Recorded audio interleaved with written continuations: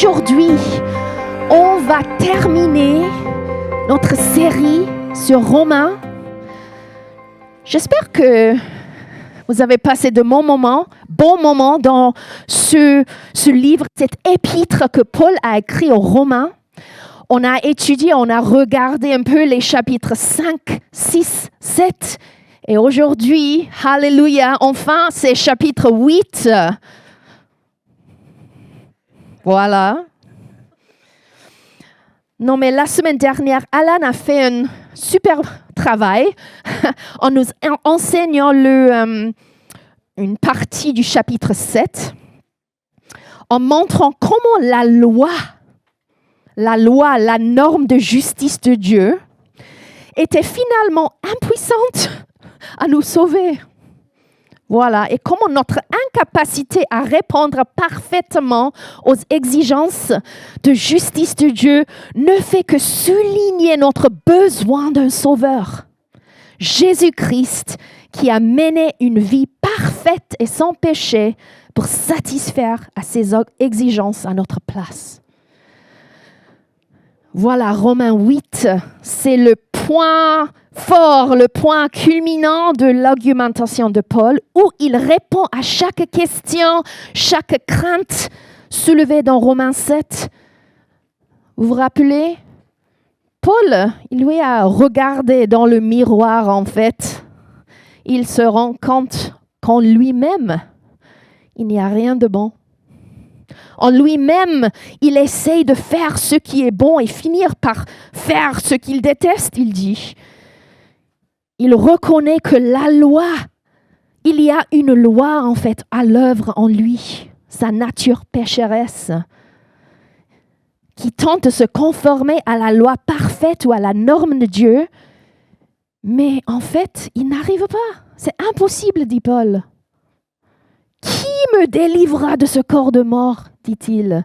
Mais, merci Seigneur, merci Dieu, qui me délivre par Jésus-Christ. Et c'est là que nous reprenons le passage de Romains 8.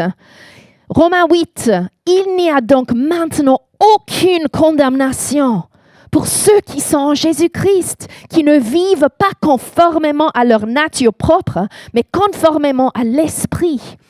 En effet, la loi de l'Esprit qui donne la vie en Jésus-Christ m'a libéré de la loi du péché et de la mort. Ouf! C'est fort ça. Car ce qui était impossible à la loi parce que la nature humaine la rendait impuissante, Dieu l'a fait.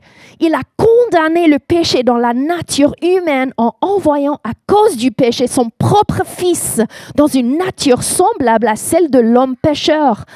Ainsi, la justice réclamée par la loi est accomplie en nous qui vivons non conformément à notre nature propre, mais conformément à l'Esprit.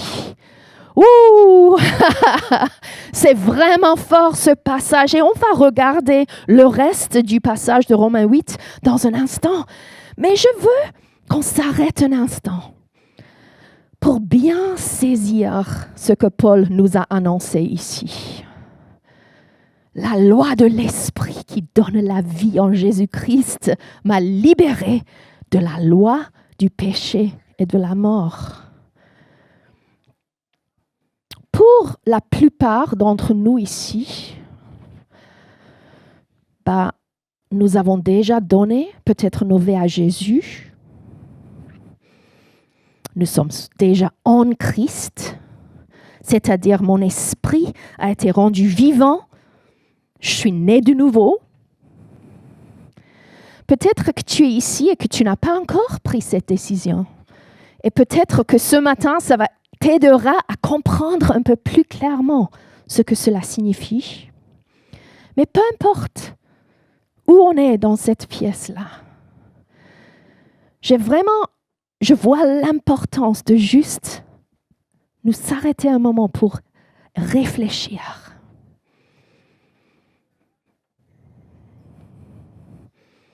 Qu'est-ce qui se passe réellement quand on est de nouveau?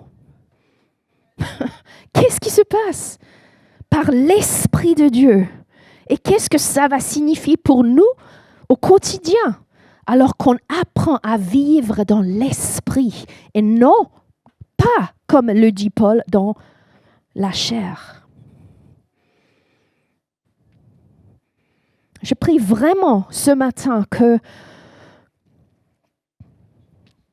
tu te sentes fortifié et encouragé à continuer à croire, de faire confiance à l'œuvre accomplie de Jésus-Christ, à son amour parfait pour toi, alors que tu vis ton salut chaque jour dans la puissance du Saint-Esprit. Alors, qu'est-ce qui se passe au moment du salut? La Bible nous dit que dès que tu te répands, tu te détournes du péché, que tu crois dans ton cœur et tu confesses de ta bouche que Jésus-Christ est Seigneur, qu'est-ce qui se passe? À ce moment-là, ton esprit prend vie. C'est énorme. C'est le plus grand miracle qui peut se passer en fait. Avant, ton esprit était mort, séparé de Dieu à cause de notre nature pécheresse. Mais au moment du salut, la Bible nous enseigne que nos esprits naissent de nouveau ou naissent de l'esprit. Cela signifie que la vie de Dieu, le Zoé, la vie de Dieu est déposée dans notre esprit. On reçoit une nouvelle nature. 2 Corinthiens 5, 17 nous enseigne que toute chose est devenue nouvelle. L'ancien est passé. Et le Saint-Esprit vient habiter en nous. Peut-être c'est évident, on a déjà entendu ça, mais est-ce qu'on a vraiment réfléchi à ce que cela signifie?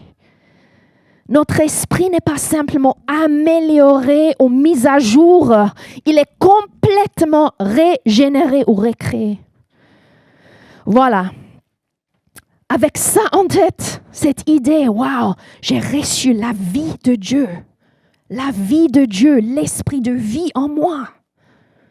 Quand on lit Romains 8 et qu'on voit que la loi de l'esprit qui donne la vie m'a affranchi de la loi du péché et de la mort, peut-être toutes les choses que dit Paul, on va le comprendre un peu différemment avec ça en tête. Quand on est sauvé, c'est une loi plus grande qui est à l'œuvre.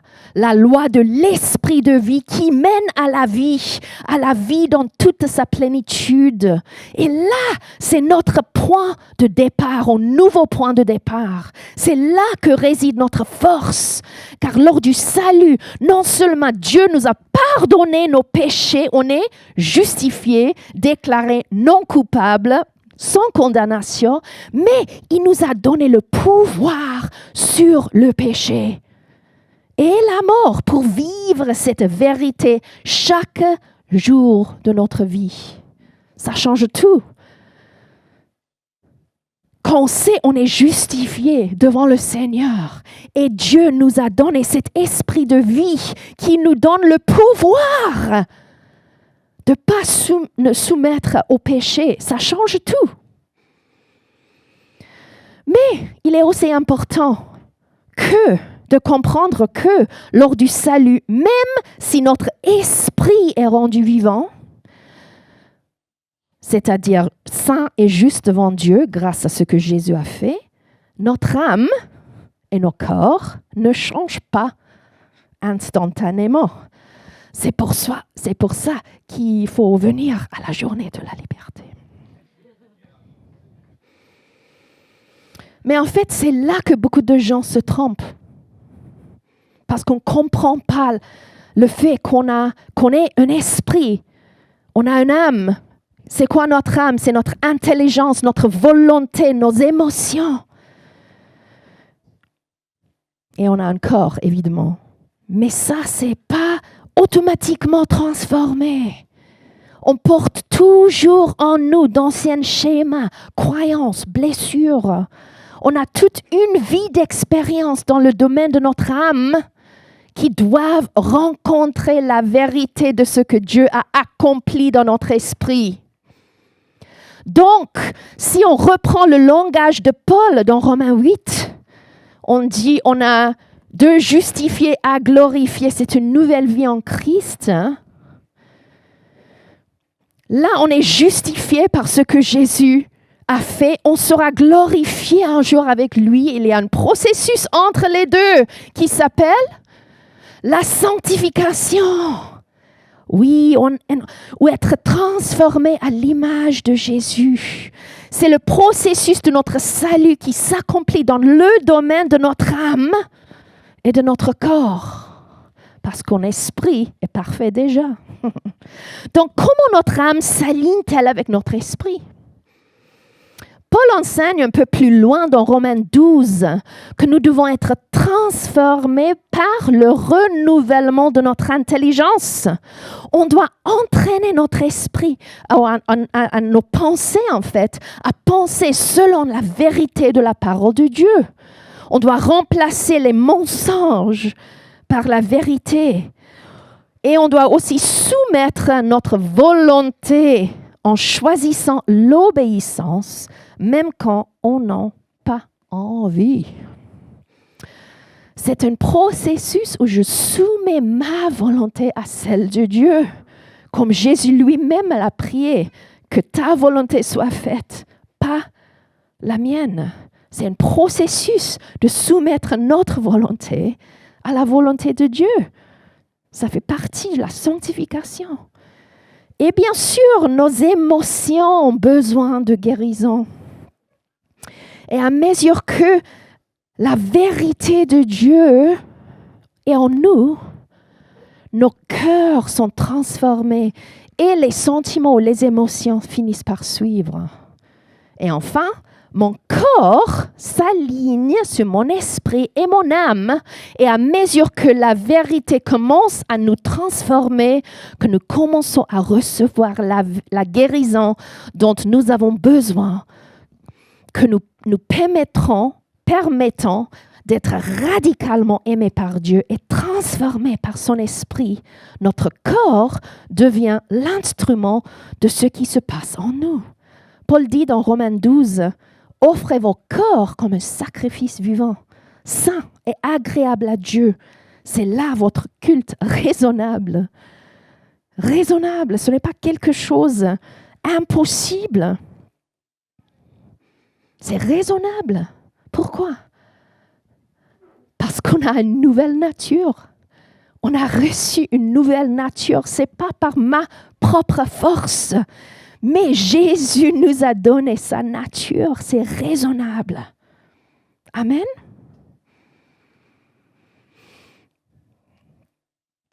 Au fur et à mesure que tu vis ton salut, tes actions commencent à refléter ta nouvelle identité. Les habitudes changeront, les désirs évolueront avec le temps et la maîtrise de soi grandira. Le maîtrise de soi, c'est un fruit de l'esprit en Galates 5. Il y a des preuves physiques dans notre corps, dans nos actions, dans notre comportement, qui reflètent la transformation qui s'est produite dans notre esprit et qui se produit dans notre âme. C'est clair? Donc, j'ai pensé que c'était vraiment important de juste souligner ça ce matin, parce que parfois on peut lire les chapitres comme Romains 8 et on rentre directement dans « Oh là là, c'est dur !» Et j'arrive pas. Parce que Paul est très fort dans ce passage. Il parle de « il ne faut pas vivre selon la chair, mais dans l'esprit ». Et on va le lire. Mais si notre point de départ, c'est nous, ça va être compliqué. Mais si notre point de départ, c'est ce que Jésus a fait à la croix, c'est ça mon point de départ. Ça change tout, les amis. Donc, voilà. On va juste lire Romains 8. C'est long, mais tenez bon, ça va aller. Prie pour mon français. Allez. De verset 8. En effet, ceux qui se conforment à leur nature propre se préoccupent des réalités de la nature humaine, tandis que ceux qui se conforment à l'esprit sont préoccupés par ce qui est de l'esprit. De fait, la nature humaine tend vers la mort, tandis que l'esprit tend vers la vie et la paix. En effet, la nature humaine tend à la révolte contre Dieu parce qu'elle ne se soumet pas à la loi de Dieu et qu'elle n'en est même pas capable. Or, ceux qui sont animés par leur nature propre ne peuvent pas plaire à Dieu. Mais quant à vous, coucou les croyants, quant à vous, vous n'êtes pas animés par votre propre nature, mais par l'Esprit, si du moins l'Esprit de Dieu habite en vous. L'Esprit de Dieu habite en moi. Alléluia. Si quelqu'un n'a pas l'Esprit de Christ, il ne lui appartient pas. Et si Christ est en vous, votre corps, il est vrai est mort à cause du péché, mais votre esprit est vie à cause de la justice. Et si l'Esprit de celui qui a ressuscité Jésus habite en vous, celui qui a ressuscité Christ rendra aussi la vie à votre corps mortel par son Esprit qui habite en vous.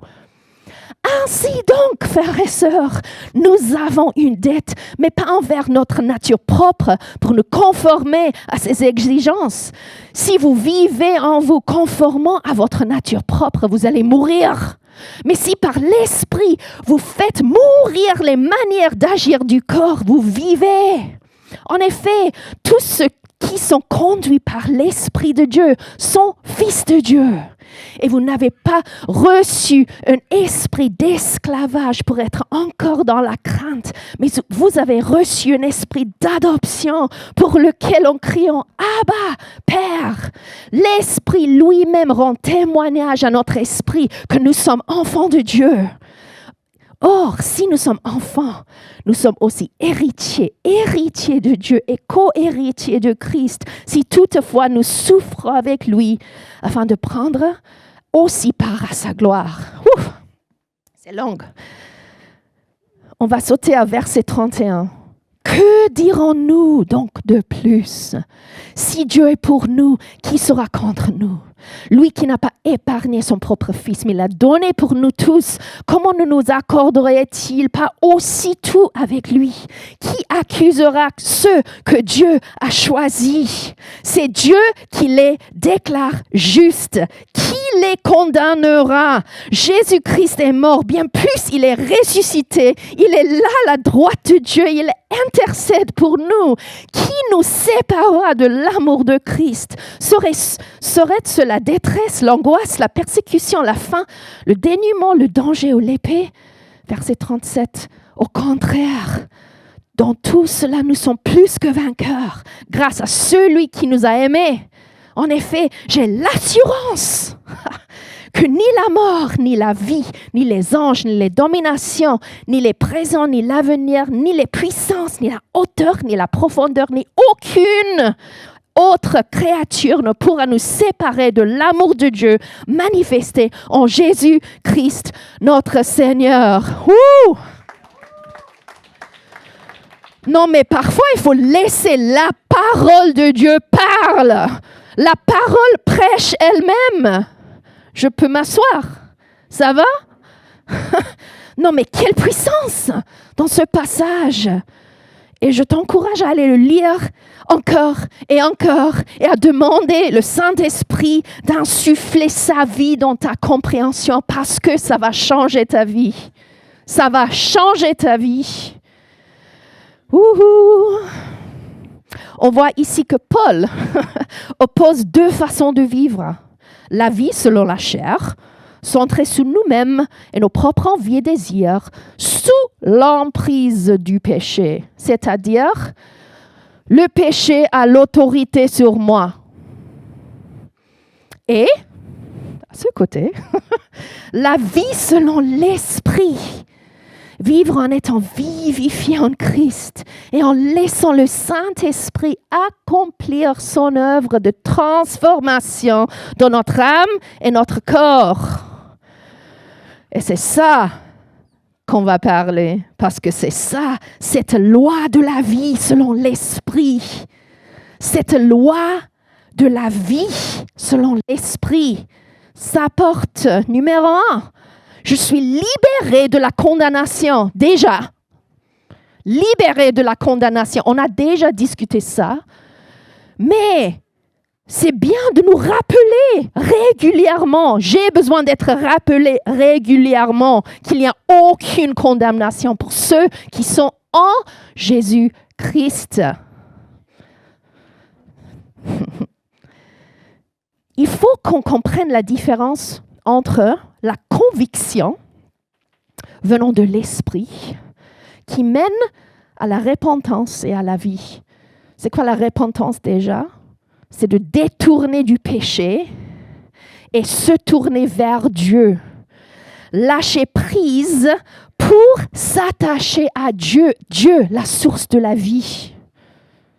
Un changement de position, un changement de direction. C'est ça la repentance. Donc la conviction venant de l'Esprit de Dieu mène à la repentance et à la vie. Mais la condamnation qui vient de l'ennemi ou de nous-mêmes mène à la honte et à la mort. Donc c'est quoi le fruit? Si tu te sens culpabilisé ou si tu te sens « Wow Seigneur, merci parce que tu m'as montré quelque chose et je peux saisir ta grâce », il y a une grande différence. Romains 8:1 ne parle pas de ce que tu ressens, mais de ce qui est vrai. Paul y déclare la réalité de ce qui se passe lorsque tu fais de Jésus-Christ ton Seigneur et Sauveur. Donc arrête de vivre comme si tu étais encore sous le coup d'un jugement. Si tu crois en Jésus-Christ, arrête de te condamner alors que Jésus t'a déclaré non coupable. Amen. Deuxième chose, la vie dans l'esprit apporte l'adoption en tant qu'enfant de Dieu. On a reçu cet esprit de l'adoption. Alléluia. Car ceux qui sont conduits par l'esprit de Dieu sont enfants de Dieu, verset 14. On n'est plus d'esclaves de la peur, mais on est adoptés dans la famille de Dieu. Et dans la culture romaine, l'adoption signifiait qu'on avait tous les droits d'un fils et non ceux d'un esclave. C'était très, très important à l'époque de distinguer entre un esclave et un fils.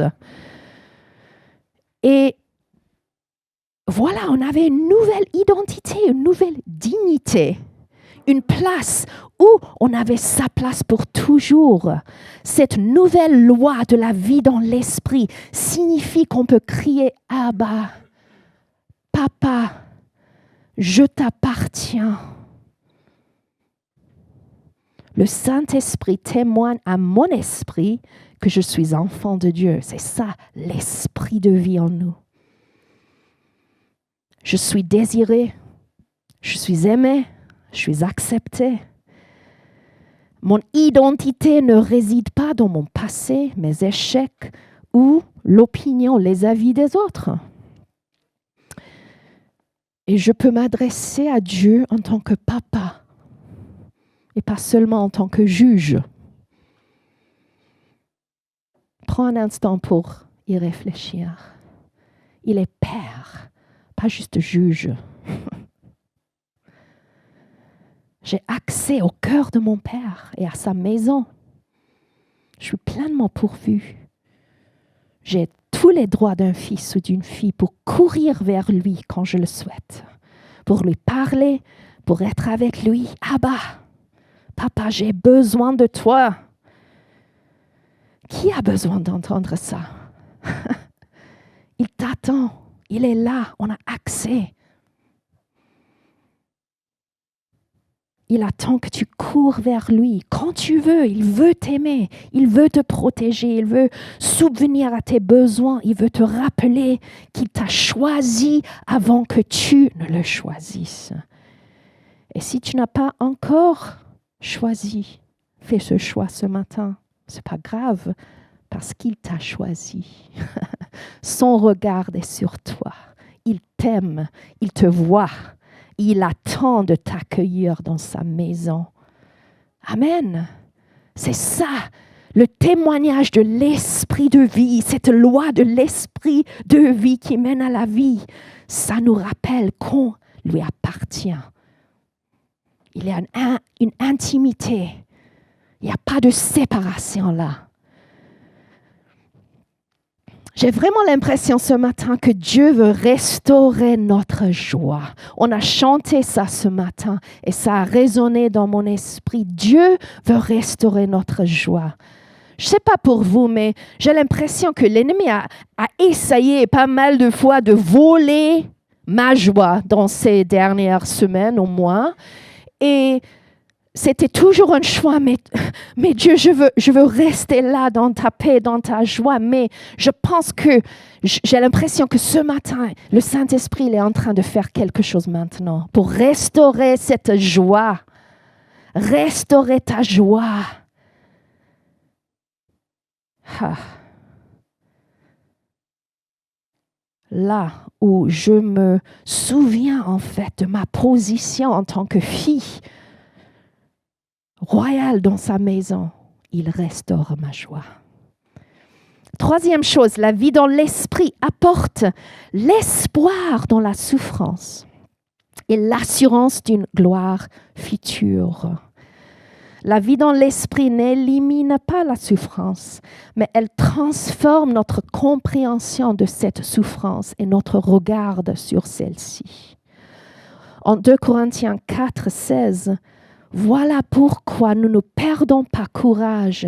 Et même si notre être extérieur se détruit, notre être intérieur se renouvelle de jour en jour.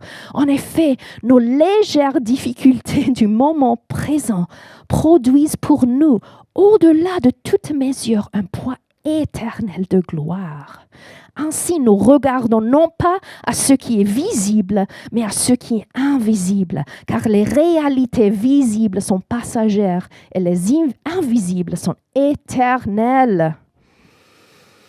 C'est bien, Paul nous donne au Romains 8 un regard éternel et pas juste pour maintenant. Et c'est important parce que ça, c'est une espérance qu'on a en tant que croyant de Dieu. La souffrance n'est pas la fin.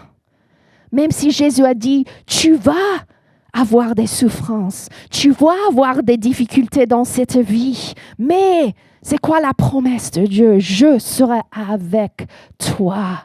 Je ne t'abandonnerai jamais. La gloire arrive, la rédemption arrive, la restauration arrive. C'est l'assurance de quelque chose d'éternel et de glorieux. Ce que nous vivons ici n'est rien comparé à ce que nous vivrons avec lui dans la gloire. Et on peut goûter ça dans cette terre, un petit avant-goût. Mais c'est qu'un avant-goût. Ça ne peut pas être comparé à la gloire dans sa présence pour éternité. Et c'est difficile pour nous de vraiment comprendre ça. Parce qu'on ne voit qu'une seule partie ici devant nous. Mais un jour, on va voir. On va comprendre. Amen.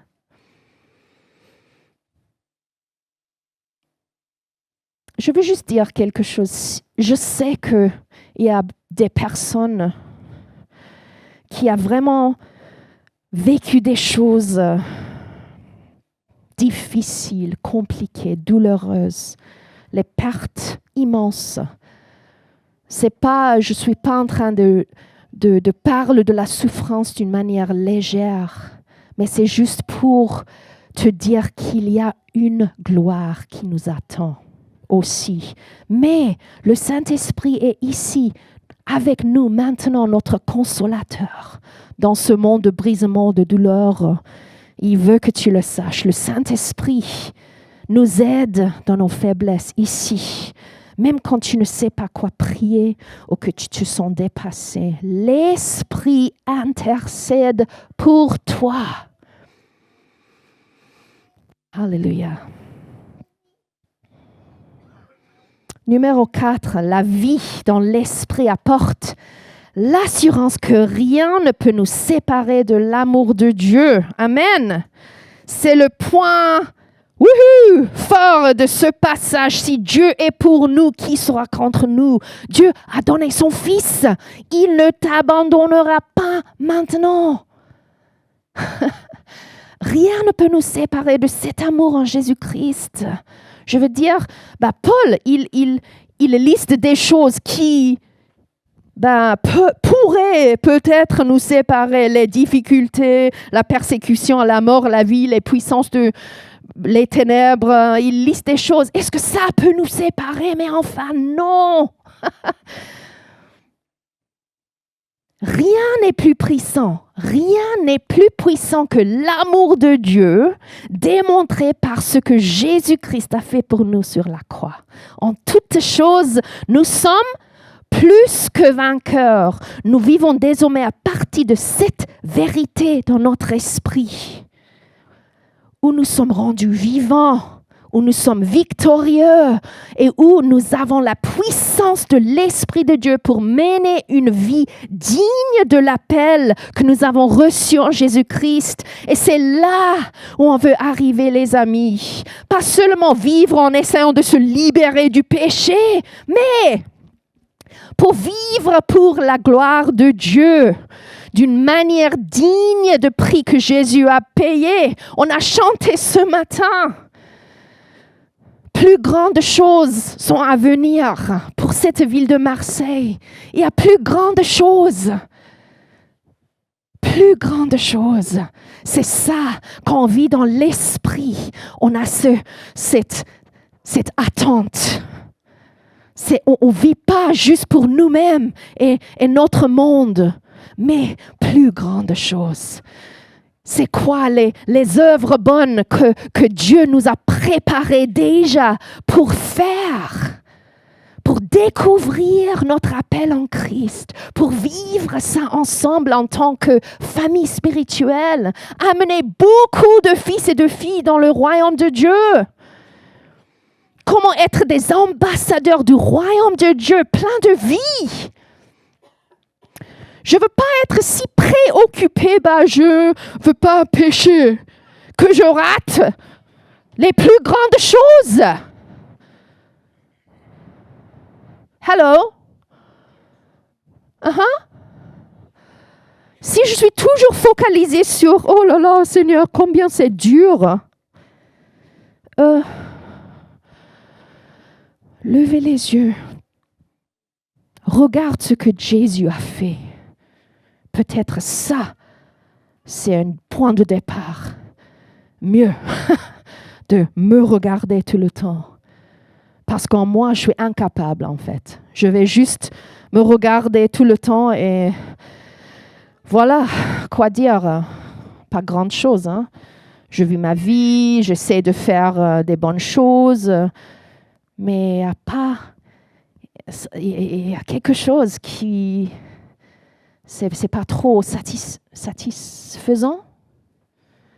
Parce qu'on est créé par Dieu, par l'Esprit de Dieu qui est en nous, pour vivre avec lui les grandes choses.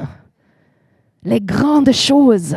Et je veux déclarer sur cette église, les grandes choses sont à venir. Les plus grandes choses sont à venir. C'est juste le départ. Amen. La vie, je proclame aujourd'hui la vie de l'Esprit sur nous.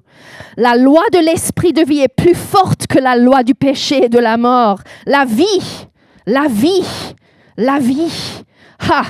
Un jour, Dieu a montré à Ézéchiel, un prophète de l'Ancien Testament, une vallée remplie d'ossements secs et sans vie. Et Dieu lui demande, Ézéchiel, ces os peuvent-ils revivre? Peuvent-ils revivre? Là, tu peux lire cette histoire dans Ézéchiel 37. Et Dieu lui dit de prophétiser sur ces os morts. Que la vie de l'Esprit vienne en eux et les fasse vivre. Mais pas seulement vivre, qu'ils s'épanouissent. pardon, et deviennent une puissante armée. Et c'est ce que je veux faire aujourd'hui. Je proclame ça sur cette église, ce jour. Sur ta vie, sur ta famille, tes enfants, sur cette ville de Marseille, cette nation de la France. La vie, tu vivras.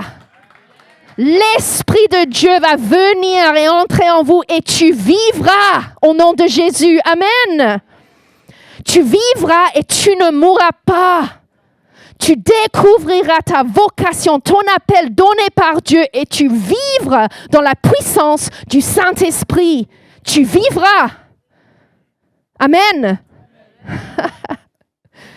Qu'est-ce que ça veut dire de vivre selon l'Esprit? On va regarder juste vite fait quelques façons concrètes.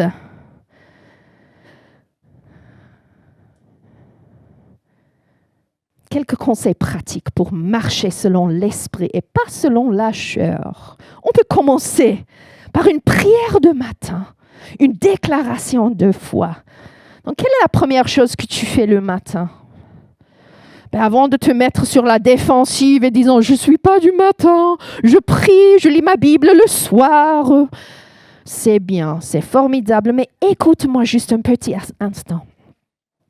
Peut-être que tu pourrais juste murmurer une petite prière quand même le matin avant de commencer ta journée.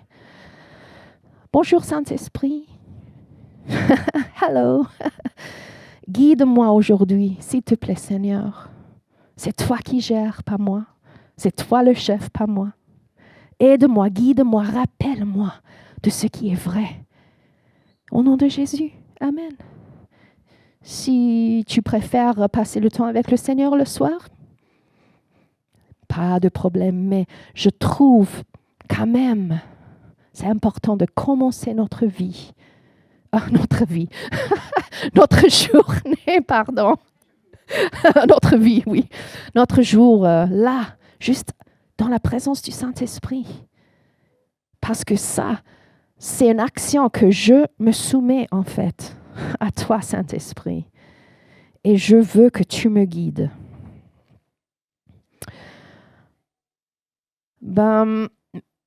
Peut-être tu aimes les matins. Il y a qui aime ça. Peut-être cet exemple va te parlera peut-être. Hein. J'ai lu un témoignage en fait de quelqu'un qui se réveillait chaque matin et faisait ses déclarations fortes avant de commencer sa journée. Il priait ainsi. Père, je t'offre mon corps en sacrifice vivant, saint et agréable à toi, car c'est là mon culte raisonnable, mon adoration divine pour toi, Seigneur. J'ordonne à mon corps de se soumettre à mon esprit. Père, selon Hébreux 12, je mets de côté tout fardeau et le péché qui m'enchevêtre si facilement, afin de courir avec persévérance la course qui m'est proposée, les yeux fixés sur Jésus, qui est l'auteur et le consommateur de ma foi. Au nom de Jésus, je prends le contrôle de mon corps, esprit. Vous ne pouvez pas me dire quoi faire ou quoi penser. Homme spirituel, esprit, c'est toi qui commandes. Corps et esprit, soumettez-vous à l'esprit de Dieu.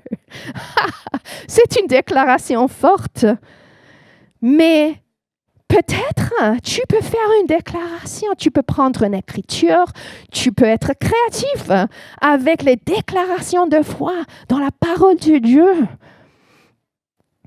et proclamer ça sur ta vie, qui tu es en Christ. Que ton esprit est vivant en Christ et que ton âme et ton corps ne dirigent par ta journée. Amen. Alléluia, je suis enfant de Dieu. Je suis guidé par l'esprit. La grâce de Dieu me suffit et me donne la force dont j'ai besoin pour dire non à la chair. Il dit oui à l'esprit, comme vous voulez, mais il y a une puissance de faire des déclarations en haute voix sur ta journée. Amen.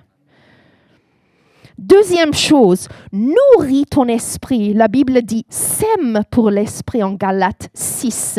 Celui qui sème pour satisfaire sa nature propre récoltera d'elle la ruine. Mais celui qui sème pour l'esprit récoltera de l'esprit la vie éternelle. Donc, comment sèmes-tu pour l'esprit? Avec ton temps, bien sûr. Comment passes-tu ton temps? Donnes-tu la priorité au temps passé dans la parole, dans l'adoration, la prière, le silence, dans la présence de Dieu, pour juste écouter sa voix? Des actes de grâce pour remercier le Seigneur. À réfléchir, mais qui tu es, Seigneur? Comment tu fais pour s'aimer dans ton esprit, pour nourrir ton esprit? Parce que ton esprit a besoin d'être nourri. OK? Troisième chose, l'obéissance dans les petites choses. Que ta volonté soit faite et non la mienne. Mais en fait, si on obéit dans les petites choses, ça devient une habitude. Ça développe une sensibilité à la direction de Dieu. Et l'Esprit nous guide à travers les Écritures, par une conviction intérieure, par la paix, la sagesse. Et à mesure que nous grandissons dans l'obéissance aux petites choses, un mode de vie guidé par l'Esprit se développera. OK? Quatrième chose, prie dans l'Esprit tous les jours. Prier dans l'esprit ou prier en langue. Si tu peux pas ou si tu ne sais pas comment prier en langue, on veut prier avec vous après le culte parce que vraiment c'est un cadeau de Dieu. C'est un cadeau de Dieu. Prier dans l'esprit, c'est comme ouvrir une porte vers un nouveau monde en fait. Plein de vie, plein de force, de sagesse, de la paix. Ça recharge et fortifie ton esprit. Ça te permet de surmonter la faiblesse de la chair, toutes les mauvaises habitudes. Ça facilite la réception de ce que Dieu te donne. Ça renforce ta capacité à résister au diable. Ça révèle à ton esprit des choses que tu ne pourrais jamais connaître par tes propres moyens. Priez dans l'esprit. Priez en langue. Honnêtement, je ne survivrai pas sans prier en langue. C'est comme une lifeline pour moi. Je prie dans l'esprit tout le temps. Mais pas haute voix pour être bizarre et déranger les gens. On n'a pas besoin d'être bizarre. Mais je prie juste en faisant mes tâches. Je prie quand je marche vers le bus. Je prie quand je cuisine. Je prie en l'esprit quand je ne sais pas quoi prier en fait. Prier pour d'autres personnes, comment prier pour les gens. Et je commence à prier dans la langue, prier en l'esprit. Et là, le Saint-Esprit me montre des choses sur lesquelles je peux focaliser sur la prière. C'est comme une sagesse, une force, une compréhension surnaturelle qui vient à mon esprit. Et là, quand je fais ça, le Saint-Esprit lui-même intercède pour moi et agit dans les situations. Il faut pratiquer ça tous les jours. Tous les jours. Dernière chose, et on va terminer. Ne vous inquiétez pas. Débarrasse-toi des obstacles en gardant les yeux fixés sur Jésus. Dans Hébreux 12, on nous dit de nous débarrasser de tout ce qui nous entrave et du péché qui nous enchevêtre si facilement et de courir avec persévérance la course qui nous est proposée en gardant les yeux fixés sur Jésus. Donc, quelles sont les choses qui te ralentissent ou qui t'empêchent de courir? C'est quoi les choses? Il faut débarrasser ces obstacles.